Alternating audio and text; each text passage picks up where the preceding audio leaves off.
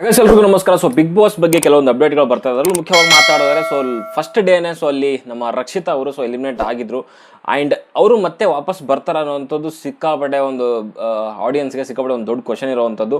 And ಸುಮಾರು ಜನ ಹೇಳುವಂಥದ್ದು ಇಲ್ಲ ಅವ್ರು ಆಲ್ರೆಡಿ ಎಲಿಮಿನೇಟ್ ಆಗಿದ್ದಾರೆ ಮತ್ತೆ ಬರಲ್ಲ ಅಂತ ಹೇಳ್ತಿದ್ದಾರೆ. ಜೊತೆಗೆ ಸುಮಾರು ಜನ ಕೂಡ ಮತ್ತೆ ಬರ್ತಾರೆ ಅಂತ ಹೇಳ್ತಿದ್ದಾರೆ. ಸೊ ಅದಕ್ಕೆ ರೀಸನ್ಗಳು ಕೂಡ ಕೆಲವೊಂದು ಕೊಡ್ತಿದ್ದಾರೆ. ಅದ್ರ ಬಗ್ಗೆನೇ ಡಿಸ್ಕಷನ್ ಮಾಡೋಣ ಇವತ್ತು.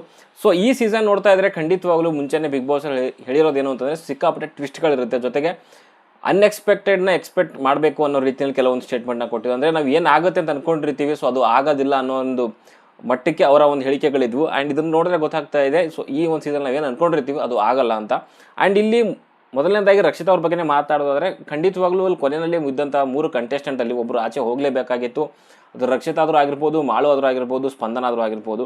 ಬಟ್ ಅಲ್ಲಿ ಯಾರು ಒಂಟಿಯಾಗಿ ಒಳಗಡೆ ಹೋಗಿದ್ದಾರೆ, ಸೊ ಅವರಿಗೊಂದು ಅಧಿಕಾರ ಕೊಡ್ತಾರೆ ಬಿಗ್ ಬಾಸ್ ಅವರು. ಈ 3 ಜನರಲ್ಲಿ ಒಬ್ಬರನ್ನ ನೀವು ಆಚೆ ಕಳಿಸ್ಬೇಕಾಗುತ್ತೆ, ಇನ್ನಿಬ್ಬರನ್ನ ಜಂಟಿಯಾಗಿ ಮನೆ ಒಳಗಡೆ ಇರಿಸಬೇಕಾಗುತ್ತೆ ಅಂತ.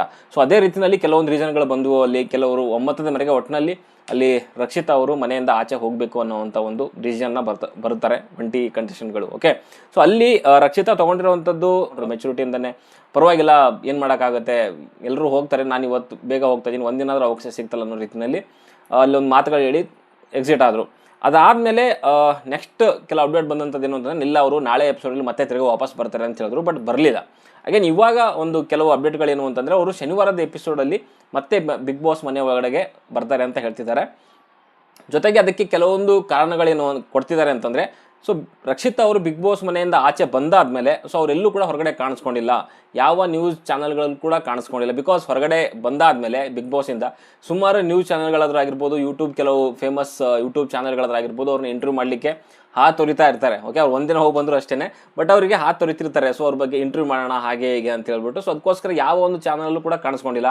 ಆಮೇಲೆ ಬಿಗ್ ಬಾಸಿಂದ ಆಚೆ ಬಂದಾದಮೇಲೆ ಅವ್ರ ಮನೆಗೂ ಕೂಡ ಹೋಗಿಲ್ಲ ಅಂತ ಸುಮಾರು ಜನ ಹೇಳ್ತಿದ್ದಾರೆ. ಬಟ್ ನಾನು ಹೇಳುವಂಥದ್ದು ಏನು ಅಂತಂದರೆ, ಇದೇ ರೀತಿಯಲ್ಲಿ ಲಾಸ್ಟ್ ಟೈಮು ಕೂಡ ಅಷ್ಟೇ ಜಗದೀಶ್ ಆ್ಯಂಡ್ ರಂಜಿತ್ ಅವರಿಬ್ಬರು ಕೂಡ ಅಷ್ಟೇ ಫಿಸಿಕಲ್ ಆಗಿ ಕಿತ್ತಾಡಿದ್ರು ಅಥವಾ ಏನು ಬೈದಾಡ್ಕೊಂಡ್ರು. ಅಲ್ಲಿಂದ ಅವರಿಬ್ಬರನ್ನ ಆ ಒಂದು ಬಿಗ್ ಬಾಸ್ ಮನೆಯಿಂದ ಎವಿಕ್ಟ್ ಮಾಡಿದ ಮೇಲೂ ಕೂಡ 1 ವಾರ ಅವ್ರನ್ನ ಆಚೆ ಬಿಟ್ಟಿರಲಿಲ್ಲ. ಓಕೆ, 1 ವಾರ ಅವ್ರನ್ನ ಆಚೆ ಬಿಟ್ಟಿರಲಿಲ್ಲ. ಜಗದೀಶ್ ಅವ್ರನ್ನ ಯಾವುದೋ ವಂಡರ್ಲಾ ಒಂದು ಲಾಡ್ಜಲ್ಲೋ ಅಥವಾ ಯಾವುದೋ ರೆಸಾರ್ಟಲ್ಲೇನೋ ಅಲ್ಲೇ ಕೂಡಿಸಿಟ್ಟಿದ್ರು. ಓಕೆ, ಸೊ ಈ ಒಂದು ಸಸ್ಪೆನ್ಸ್ ಕ್ರಿಯೇಟ್ ಆಗಲಿ ಅನ್ನೋದಕ್ಕೋಸ್ಕರನೇ ಅವ್ರನ್ನ ಆಚೆ ಬಿಡಲ್ಲ. ಓಕೆ, ಬಿಗ್ ಬಾಸ್ನ ಅಷ್ಟೇನು ಏನಂತ ದಡ್ರಲ್ಲ. ಸೊ ಇದೆಲ್ಲ ಸಸ್ಪೆನ್ಸ್ ಕ್ರಿಯೇಟ್ ಆಗಬೇಕು ಅನ್ನೋದಕ್ಕೋಸ್ಕರನೇ 1 ವಾರ ಇಟ್ಕೊಂಡು ಸೊ ಆ ಶನಿವಾರ ದಿನ ಅವ್ರನ್ನ ಏನಾದರೂ ಮಾತಾಡಿಸಿ ವಿಡಿಯೋ ಕಾಲಲ್ಲಿ ಏನಾದರೂ ಮಾಡಿ ಮೇ ಬಿ ಆಚೆ ಕಳಿಸ್ಬೋದು ಅಂತ ಅನಿಸುತ್ತೆ. ಬಟ್ ನಂದು ಇದು ಅಜುಮ್ಷನ್ ಅಷ್ಟೇ, ಬಂದರೂ ಬರ್ಬೋದು, ಇಲ್ಲ ಅಂತ ನಾನು ಹೇಳಲ್ಲ. ಈ ಥರ ಏನಾದರೂ ಆದರೆ ಖಂಡಿತವಾಗ್ಲೂ ಶೋ ಮೇಲೆ ಏನು ಇವರು ಟ್ವಿಸ್ಟು ಅದು ಅಂತ ಹೇಳ್ತಿದಾರಲ್ಲ, ಸೊ ಮೇ ಬಿ ಅದಕ್ಕೆ ಸ್ವಲ್ಪ ಎಫೆಕ್ಟ್ ಆಗ್ಬೋದು ಅಂತ ನನಗನ್ಸುತ್ತೆ. ಬಂದರೆ ಒಳ್ಳೆಯದೇ, ಬಟ್ ಆದರೆ ಇಷ್ಟು ಬೇಗ ಬರಬೇಕಿತ್ತು. ಬಟ್ ಶನಿವಾರದವರೆಗೂ ಕಾದಿದ್ದಾರೆ ಅಂತಂದರೆ ನನ್ನ ಪ್ರಕಾರ ಡೌಟ್ ಇದೆ. ಸೊ ಗೊತ್ತಿಲ್ಲ, ಒಂದು 70% ನನ್ನ ಪ್ರಕಾರ ಆಚೆ ಹೋಗಿದ್ದಾರೆ ಅವರು. ಇನ್ನು 30% ಮೇ ಬಿ ಬಂದರೂ ಬರ್ಬೋದೇನು ಹೇಳಲಿಕ್ಕಾಗಲ್ಲ. ಬಿಕಾಸ್ ಟ್ವಿಸ್ಟು ಅದು ಇದು ಅಂತ ಏನೇನೋ ಹೇಳ್ತಾರೆ ಈ ಸೀಸನ್ನು. ಸೊ ನನಗೂ ಅವತ್ತು ಅನಿಸಿದ್ದು ಅದೇನೆ. ಸೊ ಕಳಿಸ್ಬೇಕೇನಕ್ಕಿತ್ತು, ಅದು ಒಂದೇ ದಿವಸದಲ್ಲಿ ಕಳಿಸ್ಬೇಕೇನಕ್ಕಿತ್ತು ಅನ್ನೋವಂಥದ್ದು ಪ್ರಶ್ನೆ. ಆಮೇಲೆ 3 ಜನ ಇರಬೇಕಾದಾಗ ಸೊ ಅಲ್ಲಿ ಯಾರಿಗೆ ವೋಟ್ಸ್ ಬಂದಿದೆ ಜಾಸ್ತಿ, ಸೊ ಅವ್ರಿಗೆ ಅಧಿಕಾರ ಕೊಡಬೇಕಾಗಿತ್ತು, ನಾನು ಯಾರ ಜೊತೆ ಜಂಟಿಯಾಗಿ ಹೋಗ್ತೀನಿ ಅಂತ. ಸೊ ಇದು ಒಂದು ರೀತಿಯಲ್ಲಿ ಬೇಜಾರಾಗುವಂಥ ಸಂಗತಿ. ಸೊ ಹುಡುಗಿ ಏನು ಮಾಡಿದಾರೋ ಬಿಗ್ ಬಾಸ್ ಅವ್ರಿಗೆ ಬರೋಕ್ಕಿಂತ ಮುಂಚೆ ಸಾಧನೆ ಮಾಡಿದಾರೋ ಮಾಡಿಲ್ವೋ ಬೇರೆ, ಬಟ್ ಕರ್ಕೊಂಡು ಬಂದು ಅವ್ರನ್ನ ಹಂಗೆ ಆಚೆ ಕಳಿಸ್ತಾರೆ ಅಂತಂದರೆ ನನಗೆಲ್ಲ ಸರಿಯಲ್ಲ ಅಂತ ಅನಿಸುತ್ತೆ. ಬಟ್ 1 ವಾರ ಆದಮೇಲೆ ಅಗೇನ್ ಅವ್ರನ್ನ ಕರ್ಕೊಂಡು ಬಂದರೆ 1 ವಾರದ್ದು ಏನು ಮಾಡ್ತೀರಿ ಇವಾಗ?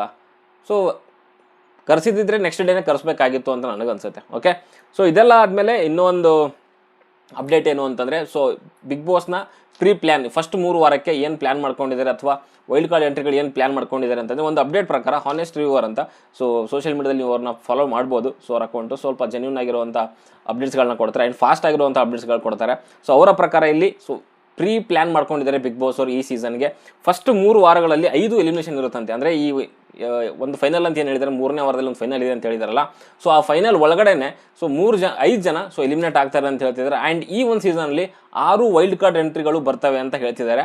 ಆ್ಯಂಡ್ ಒಂದು ರೀತಿಯಲ್ಲಿ ಇದು ಇಂಟ್ರೆಸ್ಟಿಂಗ್ ಆಗಿರುತ್ತೆ. ಸೊ ನಾನು ಆ ಸೀಸನ್ 12ರ ಫಸ್ಟ್ ಡೇ ಅಂತ ನೋಡ್ತಾ ಇದ್ದೀನಿ. ಬಿಗ್ ಬಾಸ್ ಅವರು ತುಂಬ ಅಗ್ರೆಸಿವ್ ಆಗಿದ್ದಾರೆ ಆ್ಯಂಡ್ ಒಳ್ಳೆ ಪೇಸಲ್ಲೇ ಈ ಒಂದು ಶೋನ ತೊಗೊಂಡು ಹೋಗಬೇಕು ಅನ್ನೋವಂಥ ನಿರ್ಧಾರ ಮಾಡಿದ್ದಾರೆ ಅಂತ ಅನಿಸುತ್ತೆ. ಸೊ ಅದಕ್ಕೋಸ್ಕರನೇ ತುಂಬ ಒಂದು ಹಾರ್ಡ್ ಆಗಿರುವಂಥ ಒಂದು ಹಾರ್ಶ್ ಆಗಿರುವಂಥ ಡಿಸಿಷನ್ಗಳು ತೊಗೊತಿದ್ದಾರೆ. ಸೊ ಅದು ನೋಡಿದ್ರೇ ಕ್ಲಿಯರಾಗಿ ಗೊತ್ತಾಗುತ್ತೆ. ಸೊ ಅದಕ್ಕೋಸ್ಕರನೇ ಇಲ್ಲಿ ಯಾರೂ ಕೂಡ ಸೈಲೆಂಟಾಗಿ ಕೂರೋ ಹಾಗಿಲ್ಲ.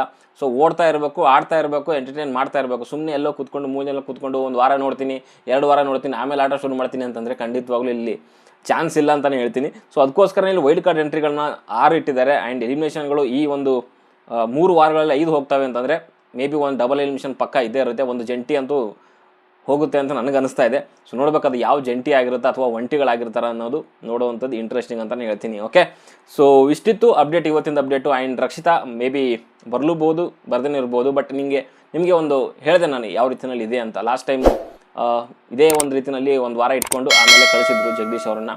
ಹಾಗೆ ನೋಡೋಣ ಈ ಸಾರಿ ಏನಾಗುತ್ತೆ ಏನು ಎತ್ತ ಅಂತ ಹೇಳ್ಬಿಟ್ಟು. ಓಕೆ, ಸೊ ಸದ್ಯಕ್ಕೆ ವಿಡಿಯೋದಲ್ಲಿ ಇಷ್ಟೇ. ವಿಡಿಯೋ ಲೈಕ್ ಮಾಡಿ, ಶೇರ್ ಮಾಡಿ, ಚಾನಲ್ ಸಬ್ಸ್ಕ್ರೈಬ್ ಮಾಡ್ಕೊಳ್ಳಿ ಅಂತ ಹೇಳ್ತಾ ಮುಂದಿನ ವಿಡಿಯೋದಲ್ಲಿ ಸಿಗೋವರೆಗೂ ಬಾಯ್.